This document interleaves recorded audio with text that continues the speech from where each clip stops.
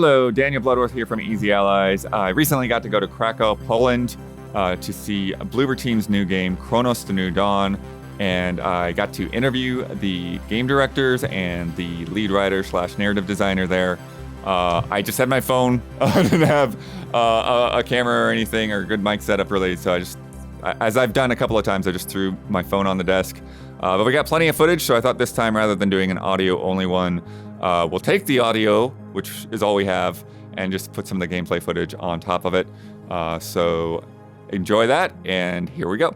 Yeah, just to give me a little background about how long have you been working on Cronos, and what were you guys working on before? Over 4 years. We started working on Cronos directly after the medium. Even like at the, let's say the concept phase was like we were finishing the project, and our boss gathered us like leads of different departments and a lot of creative people. He divided us into two teams to prepare two pitches for the new game. One team came up with the story about the let's say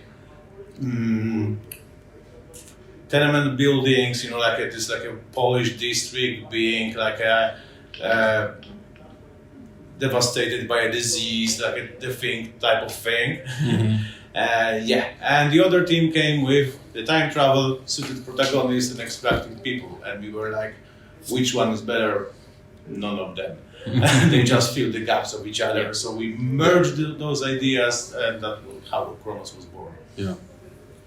But also, like a lot of people that used to work in the Silent Hill project, they just like intervened with us. So it wasn't just like people from. But at the beginning, and the concept.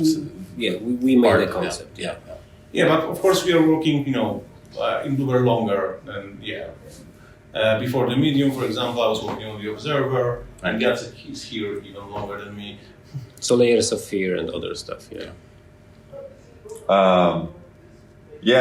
and so a lot of the past games have been more investigative, psychological kind of things, and this one, like, one of the first things you do is pick up a gun. Yeah. So to talk about that and going to something that feels, not super combat focused maybe, but definitely a much bigger element. Yeah, I think we always were storytellers, and we just didn't have resources to make this games more action, but we wanted to. And finally, we could, because we kind of grow up with just before Silent Hill. We knew we can do it, and with Cronos we just wanted to go crazy with it. So we did. But it's also worth to mention that our team was already like a second team, because we operate in two teams, and the second team was already working on a Silent Hill 2 remake. So with Cronos, we said we also doing a survival horror, but it must be different. We cannot, do the same game. That's why we bet on sci-fi. That's why we bet on more gameplay-oriented game, like a limited inventory and things that will distinguish our game. And but we are diehard survival horror fans, so for us it was like a dream come true to create this game. And I know that the demo you played today is like at the beginning of the game, so the story doesn't unfold yet. And I can assure that there is still like a very deep psychological story about who you are, about who you are extracting, all those emotions of people, connections of them, their dreams, and everything you can discover. Mm-hmm. Especially that the people that you are extracting are starting to haunt you, showing you things, whispering to you. And it also affects the events in the game. So the game begins quite big, like save the world, jump back in time, extract people, but then it narrows down to more intimate story. Overall, we wait for the right moment, and that was the right moment after we finished the medium. Now we all want to go into survival horror, into third person, go into that direction. We are big, die-hard fans of survival horrors. So it was, big privilege and dream come true that, now we can do something of our own, and here we are. Things just needed balancing, And the story is still a big thing, but now it's balanced with big action. I guess one of the things is talk about building something that's not an established franchise, but you still want it to be a mystery. So that kind of that tug and pull of like, okay, we need to get people into this. But we also, want people, the ideal thing would be for somebody to just go in blind. Yeah, it's very complicated to like kind of talk about a game that, we've prepared the lore of the game like for very, very, very, very long time. And now we decided to make it a cold open, and everything you know about the world is basically you learn by playing the game. And also, but we took that risk, and I think it very much rhymes with the themes of the game, of the story of the game. So you start with this kind of character that is she's very blunt and very like military style, very direct and all that. But as the story progresses, you see how she changes, and if you would finish the game and compare the first and the last cinematic sequence, Jesus Christ, these are completely different characters, So that's a win. I think people will like it. And also, Overall, doing a good horror or good mystery is very tricky with marketing it. It's very tricky, but we do it a couple of years now, more around 10 or something. So also we learn with our marketing team how to approach that, where to find this connection between us and what they need to do. So, with each production also we are better and better what we want to share, what we should avoid, and to understand, the vision of the game and how to not spoil it. And I think we also find a good sweet spot with that. Yeah. But it's very tricky. Yeah. I promise you that you will play this game today and you will have the concept who the travelers are, who the collective is, what happened to the world. And then you can stick it up, man. It's just like, it's a completely story. It turns and shifts and it's a ride. So, yeah. Let's talk about what you've learned, like from the medium and observer and those past things, and like what things that you kind of like, okay, what did you want to address? What did you want to do better this time around? The biggest lesson, the most overall, is how to work with real settings. Like Observer also was in Poland, the Medium also was in Poland. So, how to use Poland better. So with each game we check something, try something, and see how we can take real places but put into the game and still feel as a game, but at the same feel as real. I think that's one of the biggest lessons. But at the same time, we evolve with each title. Each title push us forward. But with Cronos, we make a big jump. Yeah, I think even in terms of mechanics in the game and everything. So like Layers of Fear was like a pure horror, like almost a haunted house. Yeah. Then with the Observer, we like introduced more, let's say, sophisticated characters, dialogue options. We had a great pleasure to work with Rutger Hauer, for example. So like really work with famous actors, so it leveled up us, of course. Then, for example, with Blair Witch, we created the first AI dog companion. With Medium, we switched to the third person, so we learned how to, for example, direct the cutscenes differently because in Observer it's a first person, so different emotions, you can see your character's face and everything. So each game, as Jacek said, pushes us forward and forward until we're ready to create a full-fledged survival horror. Yeah. We're very humble. Every time somebody comments on our game, we try to kind of acknowledge the things they say about it, and just get good, man. Yeah. And then let's talk about the merge mechanic, and obviously you want to find something new, but what was sort of that inception point that led into that? So the merge was with us from the get-go. Like when we have the idea, we merge two pitches together. We're like, okay, so how to make this also special in case of gameplay? Because now we have like special characters, special world, special story more or less at the beginning of the production. So gameplay-wise, and this is when the merge came to us. Merge and chargeable weapons. Like, okay, these chargeable weapons will change the pace of the game, the rhythm of the game. and be more like risk reward, and at the same time the merge will change everything because nobody did it on that scale, or just nobody. And after the medium, maybe we like to jump to crazy ideas.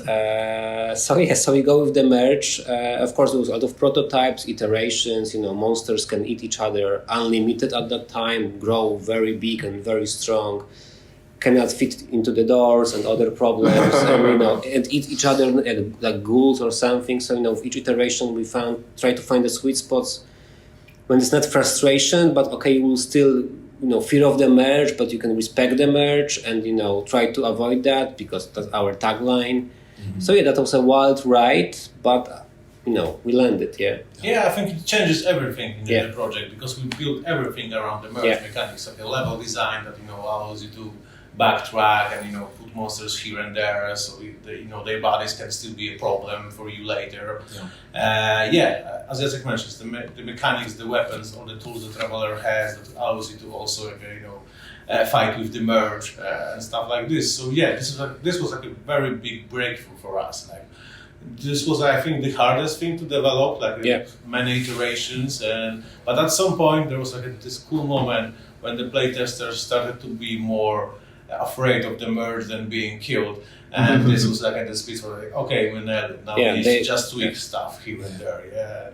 This is awesome because it distinguishes our game from overall. Big struggle maybe was to focus, okay, because we can do different things, different mechanics, but we push all the team okay, that's good, but the merge, this need to work as best as we can, and we need to focus on that. When this works, we can do different stuff. Yeah, because one of the things I could see is that somebody gets so afraid of the merge that they never see the merge. Yeah. I think at some point they will. Yeah. But that's also okay. So you are efficient. Yeah. And then the part I've only seen a glimpse of because I haven't got that far in the demo yet is tell me a little bit more about finding people and rescuing or getting a copy or what is that's a good question what we are doing here. All right, go sure. Well, imagine the world ended in 81 and something happened, there was this weird disease and all that, so the people just disappeared in a way. They merged into these monsters, and that was the civilization. That's the end. But at some point, imagine that in the same year, weird travelers appear, those time travelers, and they're sent by the collective. What the hell is that, right?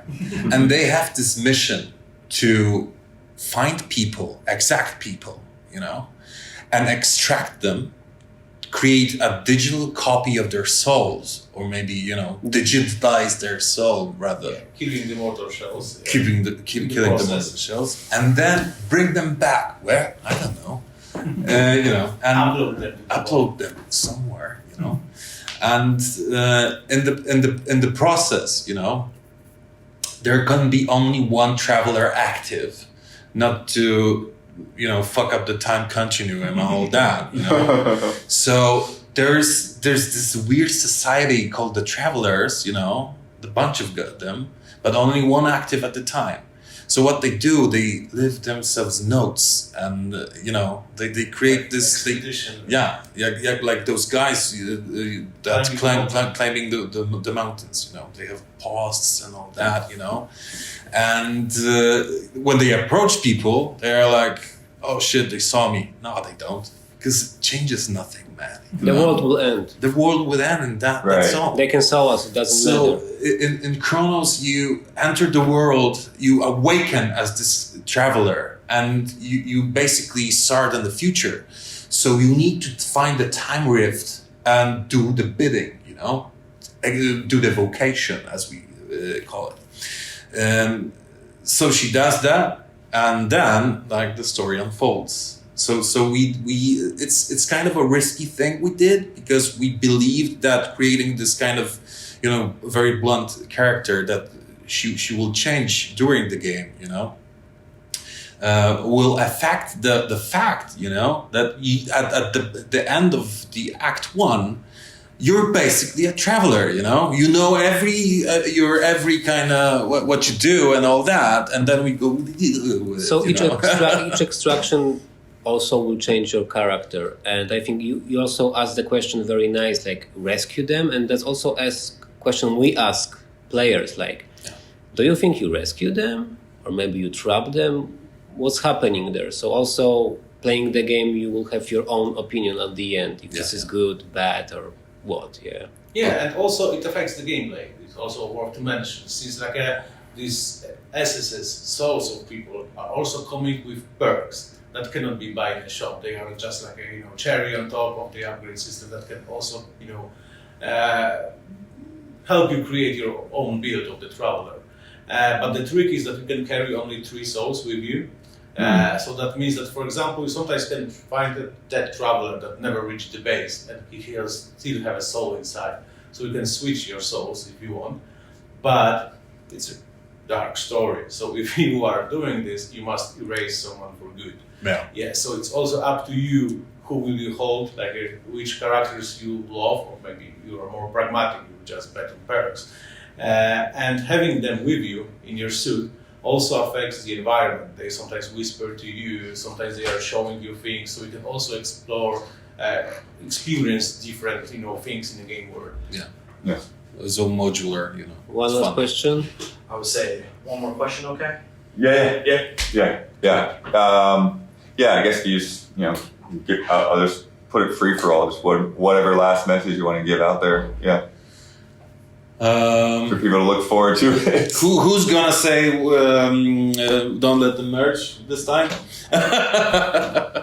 Well, don't let them merge, and the stitches are calling and all that. Have fun. Save all the cats. Pet all the cats. Pet all the cats. Save all the cats. Yeah. Save the cats. Save the cats. You can pet them. There's a little room with the cats after in your base. You can pet them more, and you can talk to them. They're funny dialogues. Come on. Nice.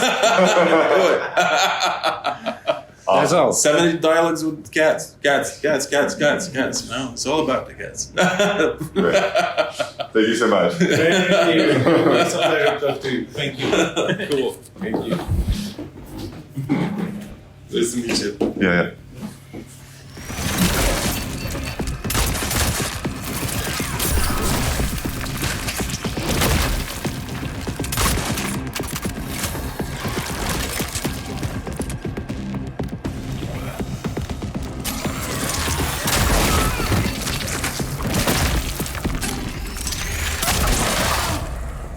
Observation. When they merge, they become stronger.